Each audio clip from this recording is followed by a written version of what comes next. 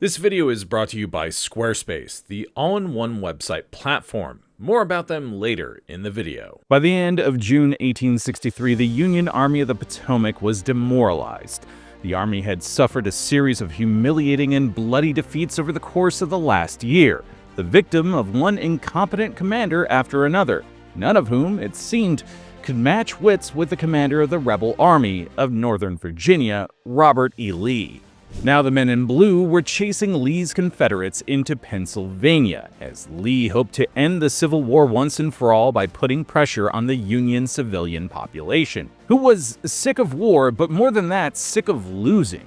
No one expected that the two armies were about to clash in the greatest battle in the history of the North American continent, a battle that would turn the tide of the entire war, in no small part thanks to the newly appointed commander of the Union Army's Second Corps, Winfield Scott Hancock. Hancock was born in Pennsylvania, but his real home was the Army. He'd gone to West Point at age 16 and never looked back. And Hancock wasn't an abolitionist. He believed that the government had no business telling states whether or not they should have slaves.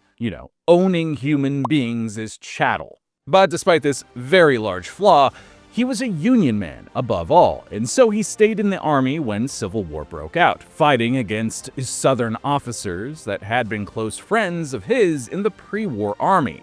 Hancock already had a sterling militaristic reputation by 1863. The newspapers nicknamed him Hancock the Superb, and he was one of the most respected commanders in the Union Army, beloved by his men and most of his fellow generals. But it was his actions at Gettysburg that would transform him into an American hero and would grow to define the rest of his life, almost propelling him into the White House more than a decade later. Welcome back to Biographics. I'm your host, Eric Malachite, and today's script was provided by Ben Adelman, so be sure to show them some love as you deploy your likes and do all the things that help keep the eldritch beast that is the YouTube algorithm going. Let's get to it.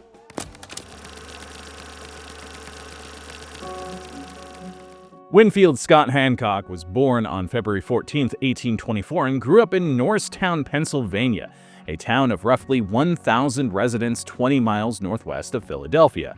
And he had a distinguished namesake. Winfield Scott had been a hero in the War of 1812 and was now one of the Army's most celebrated generals. Winfield's father, the impressively named Benjamin Franklin Hancock, was a prominent Norristown attorney, a church deacon, and was involved in local politics as an avowed supporter of Andrew Jackson's Democratic Party.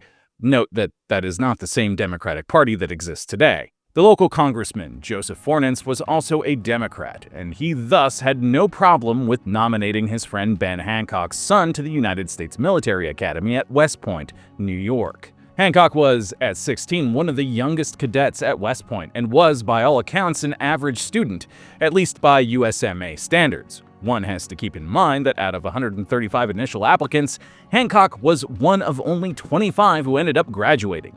He finished 18th in his class. The U.S. Army that Hancock was commissioned a second lieutenant into in 1844 was small and mostly concentrated in the West, in the so-called Indian Territory.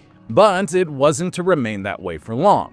2 years after graduating, the United States went to war with Mexico, and like many other young officers of the period, Hancock was itching for the chance to prove himself in combat. He had to jump through some administrative hoops in order to do it. Assigned to recruiting duty at the start of the war, he was so good at the job that his superiors were reluctant to reassign him to a combat posting. But Hancock persisted and eventually ended up part of the invading army commanded by his namesake, General Scott, in his big push on Mexico City. Hancock was heavily involved in the Battle of Churubusco, earning a promotion to first lieutenant for valor on the field, but fell ill before the decisive Battle of Chapultepec, and thus missed the final conquest of Mexico City. Scott's army remained in the capital for 9 months while an end to the war was negotiated. Plenty of time for Hancock to amuse himself with his fellow officers. Two of his closest friends from this time period were Southern officers, Louis Armistead and Henry Heth. If you want people to call your business superb like Winfield Scott Hancock's superiors, then you're going to need a snazzy website, and the sponsor for today's video, Squarespace, has you covered. Squarespace is the all-in-one website platform perfect for entrepreneurs and hobbyists alike. Recently, I needed to make a simple website for a tabletop RPG I'm developing and playtesting to make looking through the rulebook easier. And it was beyond simple to add sections, format, and even incorporate my existing knowledge of CSS and HTML, though you don't need any knowledge in that area at all. And it's all thanks to Squarespace's innovative Fluid Engine. The Fluid Engine makes it easier than ever for pretty much anyone to dive in and make a beautiful website. Answer a few questions about the goals you'd like to accomplish with your site, choose a template, and get dragging and dropping elements onto your template. Drag and drop technology is included in every Squarespace site. But that's not all, because if you're working on a long-term project like the tabletop RPG I just mentioned, Squarespace makes it easy for you to create members-only content for your community. Monetize your projects by selling access to online courses, blogs, videos, and memberships. Start with a fully customizable website and earn recurring revenue by gating your content behind a paywall. Simply set the price and choose whether to charge a one-time fee or subscription for access. And then you can use Squarespace email campaigns to make it easy for you to spread the word about your project, engage clients, promote your services, and grow your business. Plus, if you're also as busy as I am, you can even set up email automations to stay connected, nurture leads, and save time. Ready to get started? Head to squarespace.com/biographics for a free trial, and when you're ready to launch, use offer code Biographics to save 10% off your first purchase of a website or domain. Now, back to the video.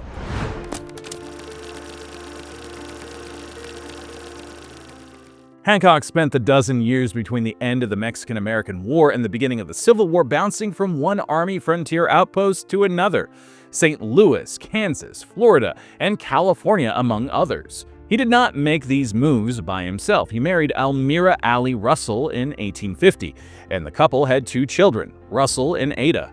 When news reached the small town of Los Angeles, California, that 11 southern states had seceded from the Union in response to Abraham Lincoln's election as president in 1860, there was little in the way of celebrating, at least on the Army post Hancock was assigned to as quartermaster.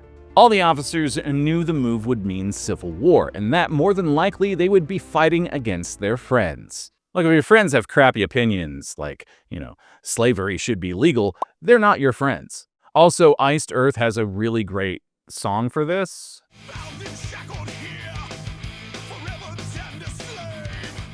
For Hancock, there was never any question which side he would be on. Even though he believed in the principle of states' rights, the right to own humans, and that the federal government had no business putting restrictions on the practice of slavery, he was still a committed Unionist and believed that the southern states did not have a right to secede, which is pretty contradictory if you really think about it. It certainly didn't hurt that he was also a Northerner, although he'd spent a little time in Pennsylvania since heading to West Point 20 years earlier. Hancock hosted a party for the Southern officers who were leaving to join the Confederacy at his home. It was a sad affair, full of tears, as they all realized that they might never see each other again, and that there was a real possibility that they would soon be trying to kill one another. Armistead took Hancock aside for a private goodbye. "Hancock, goodbye. You have no idea what this is costing me, and I hope God will strike me dead if I am ever induced to leave my native soil, should worse come to worse."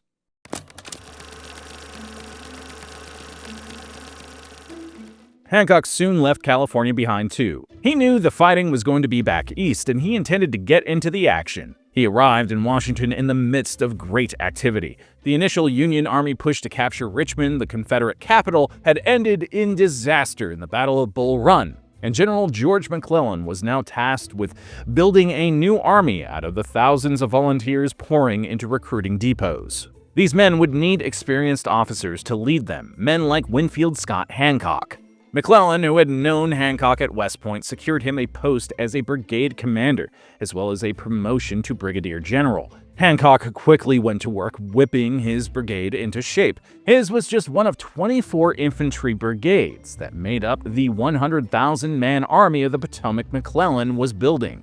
Its job was to march on Richmond, destroying any rebel forces they encountered along the way, assuming, of course, that McClellan ever decided to move anyway. Having built up and trained the Army of the Potomac, he seemed to have a marked reluctance to actually use it in battle. Hancock's first taste of battle in the Civil War came during the Peninsula Campaign, McClellan's grand strategy to defeat the Confederacy by moving the Army of the Potomac by sea to Fort Monroe, Virginia, and then marching up the peninsula between the York and James Rivers to Richmond. McClellan had convinced himself he was facing far more rebel troops than he actually was, so he moved cautiously, slowly inching his way towards the rebel capital. The first pitched battle of the campaign was at Williamsburg, when Confederate Commander Joseph E. Johnston positioned some 32,000 troops to slow McClellan's advance. Hancock found himself occupying a strategic position on the right of the Union line, holding two abandoned redoubts. Ordered repeatedly to withdraw, Hancock held his ground, and when attacked by two regiments commanded by General D.H. Hill, Hancock drove them from the field with a bayonet charge. Tactically, it was a Union victory, though hardly the brilliant victory described by McClellan in his official report on the engagement. He reserved special praise for Hancock, describing his performance as superb. The epithet stuck. For the rest of his life, the general would be known as Hancock the Superb.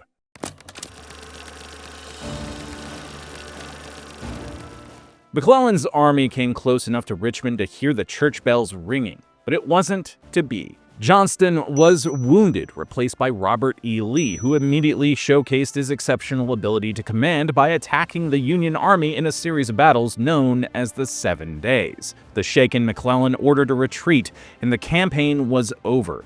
Abraham Lincoln replaced McClellan with the more aggressive John Pope. It was to be the beginning of a year that saw the Army of the Potomac endure one defeat and humiliation after another, and a revolving door of commanding officers. Pope was fired after being defeated by Lee in the Second Battle of Bull Run, and the job went back to McClellan, who was fired again after failing to manage better than a draw against Lee at Antietam. Ambrose Burnside mauled a good portion of his own army in a series of futile attacks at Fredericksburg, giving way to Joseph Hooker, who was surprised and humiliated by Lee at Chancellorsville. Finally, at the end of June 1863, the top job went to George Meade. Hancock, meanwhile, saw his star rising precipitously during this period. After General Israel Richardson was killed on the field at Antietam, Hancock was tapped to replace him as a division commander, which he continued to lead through the disasters at Fredericksburg and Chancellorsville. He quickly gained a reputation as a soldier's soldier.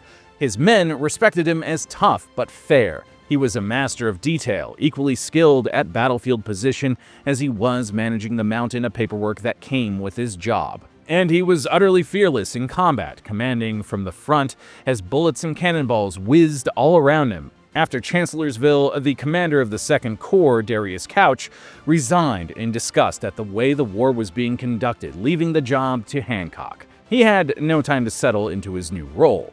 Robert E. Lee was marching north out of Virginia through Maryland into southern Pennsylvania, trying to bring the war to the Union for a change. It would be up to yet another commander, Meade, to stop him. On July 1st, 1863, Hancock's corps was at Taneytown, 15 miles south of a crossroads town called Gettysburg.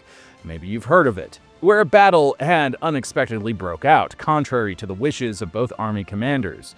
After Meade received word that the commander of 1st Corps, John Reynolds, had been killed, he told Hancock to ride for Gettysburg, take command of the troops there, and assess the situation. If, in his opinion, a battle should be fought there, he was to send word to Meade, who would concentrate the army. If not, he had the authority to retreat. No one knew it at the time, but it was an order that was to change the course of the Civil War, American history, and Winfield Scott Hancock's life.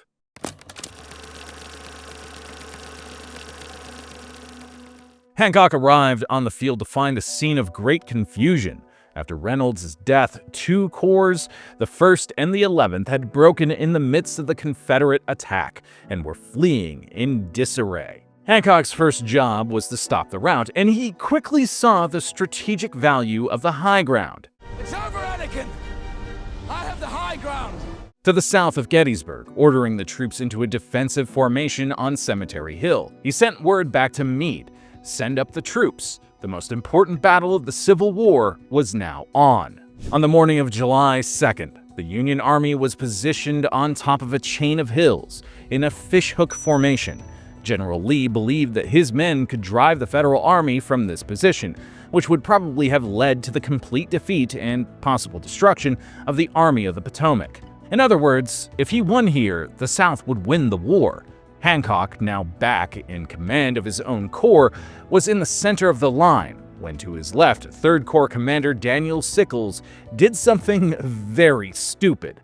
He marched his men out of line, down the hill, and into an open field. By the time he was persuaded to pull back, it was too late. The Confederate attack hit them from 3 sides. With a gap in the Union lines and the 3rd Corps at risk of destruction, the entire army was at risk of being flanked. Hancock was forced to send one of his divisions to shore up the position jeopardized by Sickles, which was bad news for him because now his units were under attack too. Hancock rode from one end of the battle to another, dispatching units to critical locations, including at one point sending the 1st Minnesota Regiment to face off against rebel forces 5 times their size. The line was held, but the Minnesotans paid a fearful price for it. 215 out of 262 men became casualties. The next day, July 3rd, both armies were still facing each other in the same positions they'd fought over the day before.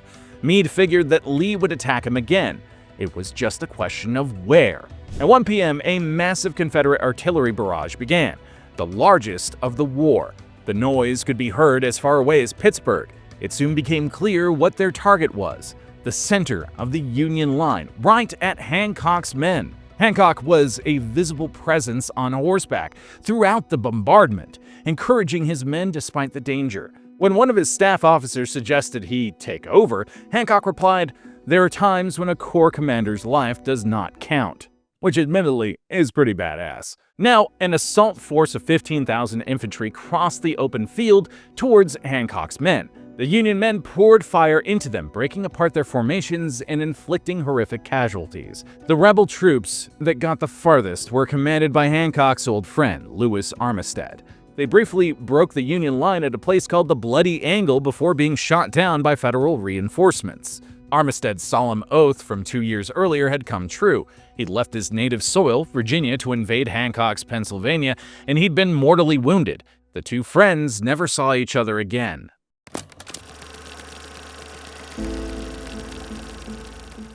Gettysburg was a Union victory, one that turned the tide of the war permanently in the North's favor. Hancock was recognized as a national hero for his efforts in the battle, though he'd nearly been killed in the process. He'd been seriously wounded in the final assault when a musket ball ricocheted off his saddle and hit him in the thigh, also driving in splinters of wood and a bent nail. It took Hancock months to recuperate, and he was never the same active man he was before the wound. Still, Hancock would command his corps through the end of 1864, through the bloody battles of the Wilderness, Spotsylvania, Cold Harbor, and Petersburg. He was not, however, with the Army of the Potomac when the final surrender of Lee's army at Appomattox took place, having been reassigned to an independent command in the Shenandoah Valley. Hancock was so widely respected that it was him that was assigned to Washington, D.C. to restore order after Abraham Lincoln's assassination, and he would oversee the executions of 4 of the people convicted of participating in the conspiracy to kill the president.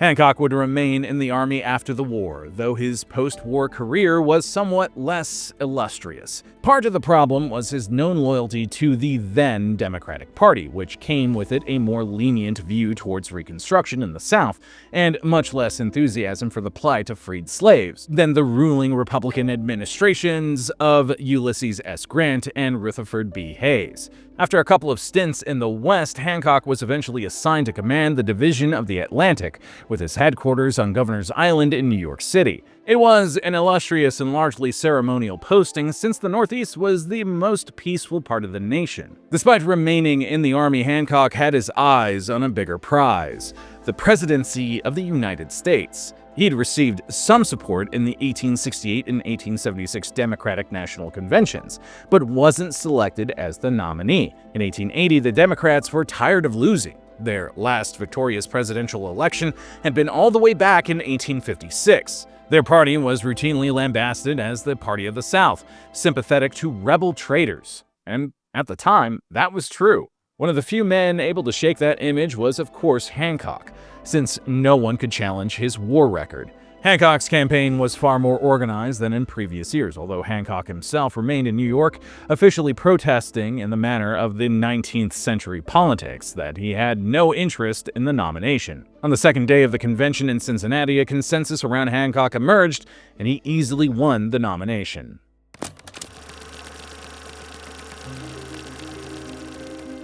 Hancock's Republican opponent was Ohio Congressman James Garfield. Garfield had also been a Union general during the war, primarily serving in the Western Theater, and had been nominated as a compromise candidate amid the competing factions in the Republican Party. The campaign was hotly contested by everyone except the candidates themselves. Hancock's job was to remain at his post on Governor's Island, receiving hundreds of visitors a week. Most of these were not simply well-wishers. Usually they were after one of the thousands of federal jobs that were directly appointed by the president as payment for securing a certain number of votes. Fundamentally, there wasn't much that separated the two parties policy-wise in 1880. Who you voted for was much more dependent on where you were from than what you believed in. Hancock and the Democrats could count on all the old slaveholding states to vote for them, while most of the northern states would probably vote for Garfield.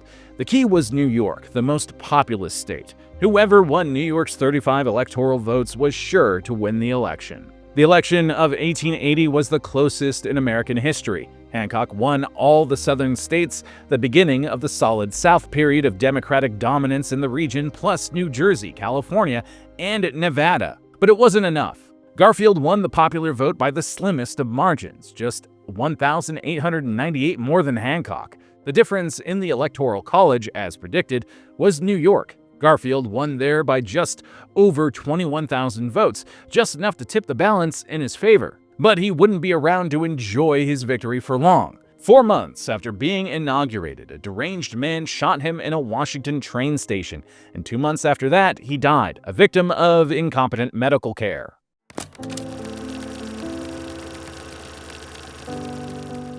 For his part, Hancock took his election loss in stride, quickly conceding defeat and attending Garfield's inauguration. He was done with politics, but he remained in the Army, the only profession he had known his whole life. The last years of his life were spent growing old and fat on Governor's Island. He died there on February 9, 1886, aged 61, as a result of an infected carbuncle complicated by untreated diabetes. After a heavily attended funeral in New York City, Hancock's body was put on a train back to Pennsylvania, where he was laid to rest at Montgomery Cemetery in Norristown.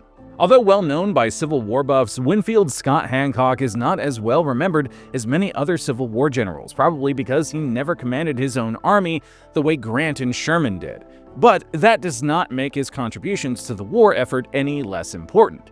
If he had not acted as he had during those 3 violent days at Gettysburg, the war and the country might have ended up looking very differently. Although he dabbled in politics at the end of his life, Hancock was, above all else, a soldier.